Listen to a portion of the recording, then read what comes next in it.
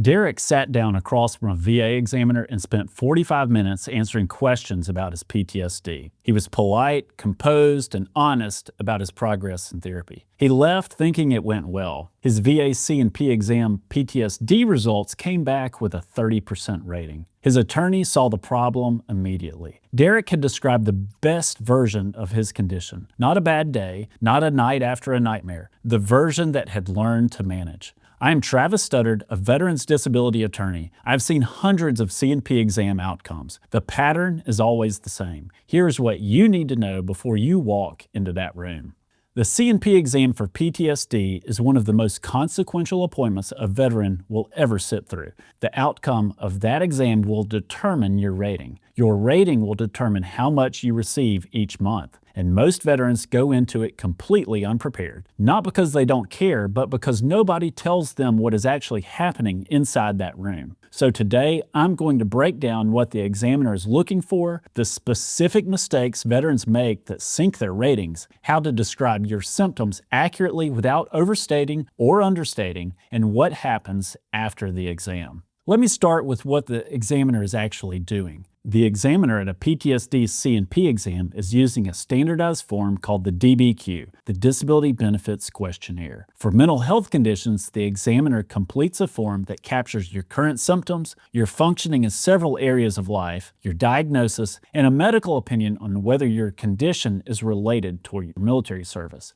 Depending on your claim, the examiner may address both diagnosis and service connection, or they may focus mainly on severity and how your condition affects your work and your relationships. The form captures specific symptoms from a checklist. That checklist includes things like depressed mood, anxiety, suspiciousness, chronic sleep impairment, mild memory loss, flattened affect, disturbances of motivation and mood, difficulty adapting to stressful circumstances, and suicidal ideation. These are not random. They are the specific criteria the rater will use to assign your rating level. But important, PTSD rating levels are based on your overall occupational and social impairment, not on whether you check a certain number of symptom boxes. The symptoms are examples of what each level looks like, not a checklist you have to match item by item. The examiner's notes about your specific symptoms and how they affect your work and relationships are what drives the impairment level. Here's how the rating criteria work. A 30% PTSD rating reflects occasional decrease in work efficiency and intermittent periods of inability to perform occupational tasks, although generally functioning satisfactorily.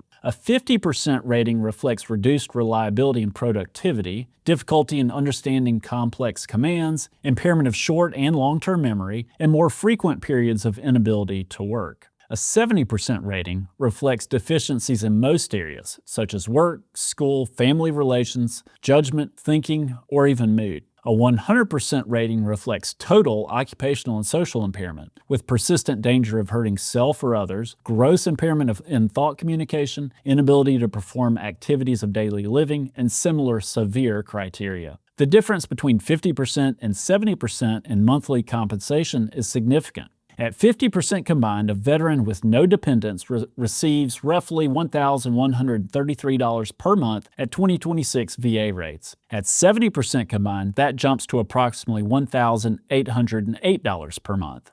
At 100%, it is approximately $3,939 per month. These figures reflect 2026 VA compensation tables. Now, the exam determines which category your symptoms fall into. Now, here's where veterans go wrong. The biggest mistake is what I call the good day effect. Veterans come into the exam and describe how they're doing on a decent day. They've worked hard in therapy, they've developed coping strategies, they're proud of the progress, and they should be, but PTSD does not rate the good days. It rates the full picture of how the condition affects your life. If you have 2 or 3 nights a week where you cannot sleep because of nightmares, that is chronic sleep impairment. Say that. If you have avoided crowded places for the last year, that is avoidance behavior affecting your daily functioning. Say that. If you've had to take a leave of absence from work because of a trigger event 6 months ago, that is occupational impairment. Say that. The other mistake is omitting symptoms. Veterans often do not mention symptoms that they consider separate from their PTSD.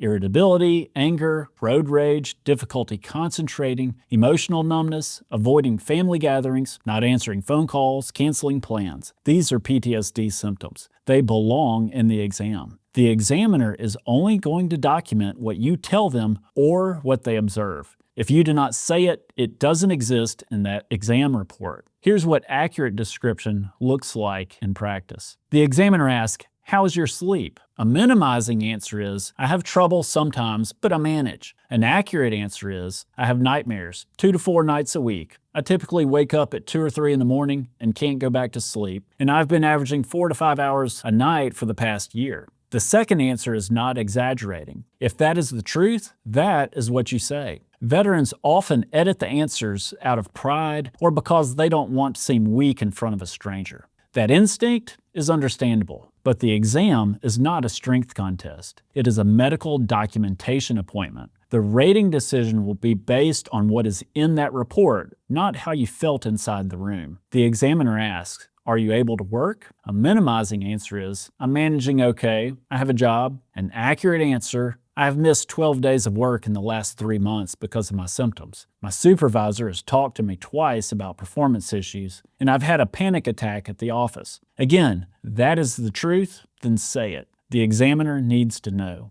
The examiner asks, "How are your relationships?" A minimizing answer is, "My family is supportive." An accurate answer is, "My wife and I have had serious problems because I pull away emotionally, I don't attend family events, and we've been to couples counseling because of my symptoms." You're not there to perform wellness. You are there to document the full impact of your condition on your life. Here's something important about the examiner's role that most veterans don't understand. The examiner is not your enemy, but they are not your advocate either. They are a third party documenting what they observe and what you tell them. A good examiner will probe and ask follow-up questions. A rushed examiner might complete the form quickly and move on. In either case, you are responsible for making sure the exam captures your condition accurately. One practical thing: don't bring someone who will reassure the examiner that you are doing fine. If a family member attends, they need to understand that their job is to give accurate information if asked, not to minimize to protect your feelings. Now, what happens after the exam?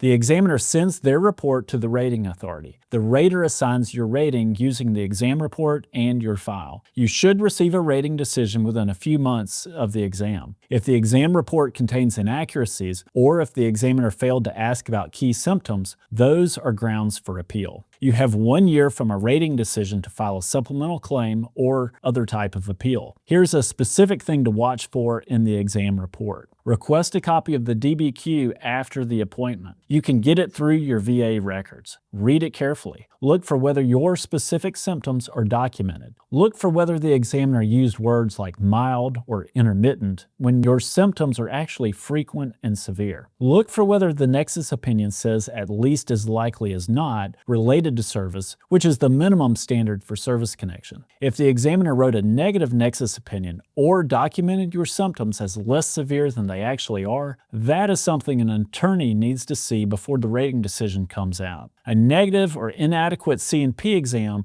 is one of the most common reasons PTSD claims come back at 30% instead of 70 or 100%. The VA scheduled that exam. The VA picked that examiner. The VA uses that report to save money on your claim. That is the system working as designed, not as it should. If your C&P exam produced a low rating that does not reflect your actual symptoms, an attorney can review the exam and identify specific deficiencies. Sometimes the fix is a supplemental claim with a private medical opinion. Sometimes it's a formal appeal. Either way, a bad C&P exam is not the end of the road. Derek, the veteran from the beginning of this video, filed a supplemental claim after we submitted a private medical opinion and a detailed personal statement documenting his worst symptom days, not his managed days. His rating increased from 30% to 70%. The difference was roughly $1,256 per month. Over 10 years, that is more than $150,700. The C&P exam is not a test you pass or fail by being stoic. It is a documentation process. Go in prepared, be accurate, and if the outcome does not reflect your reality, know that you have options. If your C&P exam came back with a rating that does not reflect how your PTSD actually affects your life, watch my video on getting from 70% to 100%. It walks through exactly what evidence moves the needle after a low exam result. Link is on screen.